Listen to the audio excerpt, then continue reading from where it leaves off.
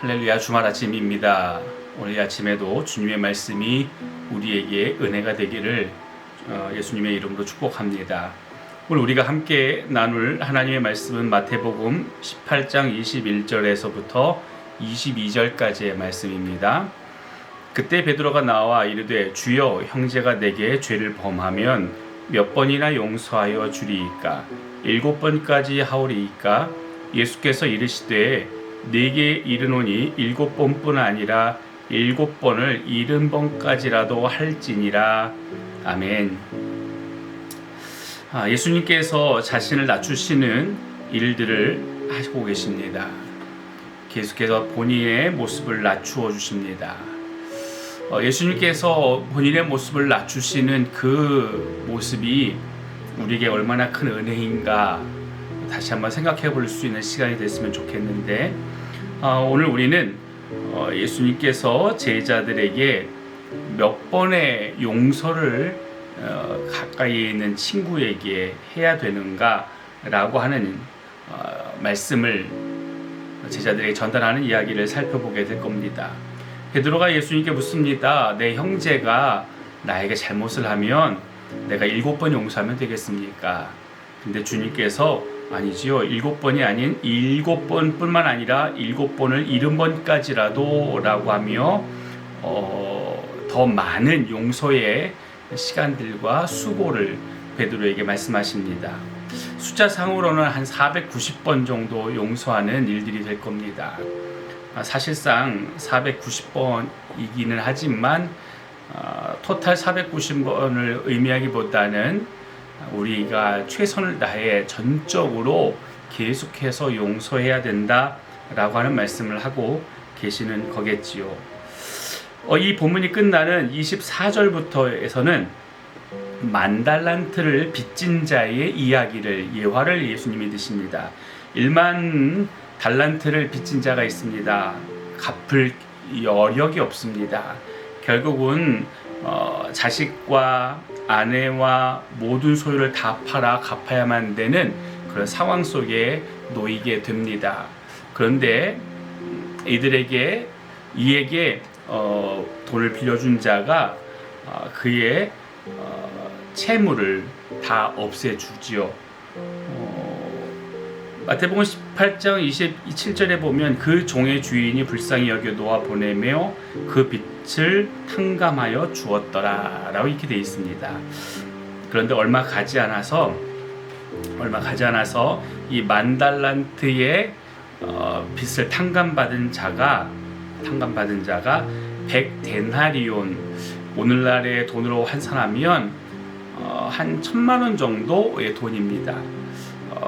1,000,000원, 적은 액수는 아니지만 사실 그 앞에 1만 달란트를 빚진 금액에 비하면 상당히 작은 금액입니다. 왜냐하면 1만 달란트는 지금의 금액으로 환산하면 한 6조 원 정도 되어지는 돈이기 때문에 그렇습니다. 6조 원 정도, 상상도 못할 큰 금액이지요.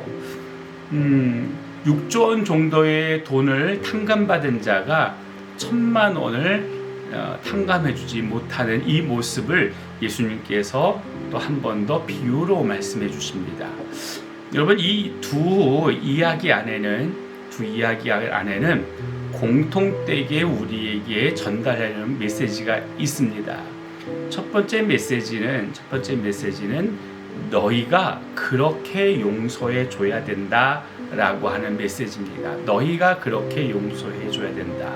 70번씩 7번을 70번씩이라고 하는 상징적인 숫자이긴 하지만 상당히 많은, 그리고 우리가 용서할 수 있는 최고의 범위까지 용서해 줘라 라고 하는, 그리고 우리에게 빚진 자들을 용서해 줘라 라고 하는 그런 의미가 본문 안에는 표면적으로 기록이 되어져 있습니다. 그런데 이 표면적인 기록 내용 이면에 우리가 어쩌면 놓쳐버리고 있는 또 하나의 메시지가 있는지도 모릅니다. 그게 뭐냐면 너희는 그렇게 할 수가 없어 라고 하는 이야기입니다.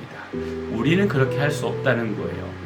그렇게 많이 용서하고 그렇게 많은 것들을 탕감해주는 일들을, 배려해주는 일들을 해라. 낮아지는 일을 해줘라.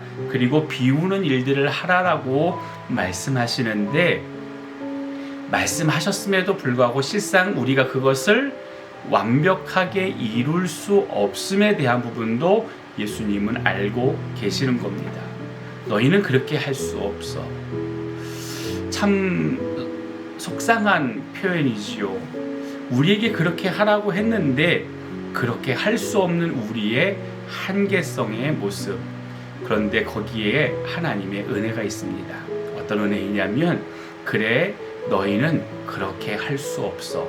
그런데 나는 너희에게 그렇게 할 거야 라고 하는 하나님의 의지, 예수님의 의지가 담겨져 있는 겁니다. 우리는 한없이 용서할 수도 없습니다. 우리는 한없이 누군가에게 꾸어준 것들을 되돌려 받지 않아도 될 만큼 탕감해 줄 여력이 없습니다. 그래서 억지로 누군가에게 받아내야 되고, 또 누구와 우리에게 분하게 만드는 일에 대해서 우리는 쉽게 우리의 분노를 삭히지 못하고 성을 내고 분노를 바라게 됩니다. 하나님도 만약에 그러신 분이라고 한다면 우리는 어떻게 될까요? 하나님도 분노를 삭혀내실 수 없는 분이라고 한다면, 하나님도 오늘 우리에게 마땅한 보상을 요구하시는 분이라고 한다면, 우리는 어떻게 한순간 한순간을 살 수 있게 될까요? 예수님께서 이 본문을 우리 가운데 기록해 두신 이유 중에 하나가 저는 바로 그거라고 생각합니다. 너희가 해야 돼.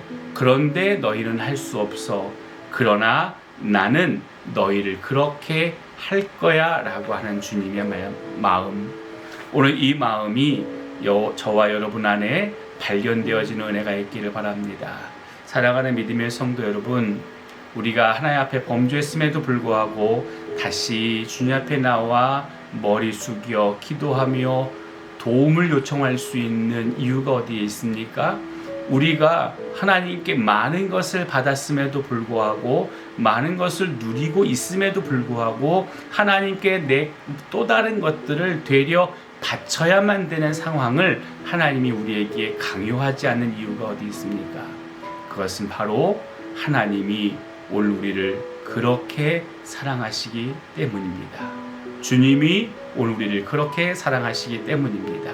주님의 이 사랑, 주님의 이 은혜 잊지 않고 기억하며 주님 안에서 또다시 힘내어 하루를 살아갈 수 있는 저와 여러분들 되기를 예수님의 이름으로 축복합니다. 기도하시겠습니다. 좋으신 아버지 하나님, 하나님은 오늘 우리에게 이렇게 살았으면 좋겠어 라고 말씀하십니다. 그런데 주님이 우리에게 요구하시는 것이 실상은 우리가 살아내기 참 어려운 일들입니다. 그 안에서 우리가 발견하길 원하는 것이 분명히 있다고 믿습니다. 그것은 우리의 약함입니다. 우리의 부족함입니다. 그리고 결국 하나님은 또 그런 우리를 용납하여 주시고 오늘 우리를 배려해 주시는 분이라고 하는 것을 깨닫게 되는 은혜가 있음을 고백합니다. 주님, 오늘도 하나님의 은혜 안에 살아갑니다. 우리에게 어떠한 대가와 그리고 보상을 요구하지 않으시고 우리를 이끌어 가시며 인도하시는 그 하나님의 은혜가 있기에 우리가 살아갑니다.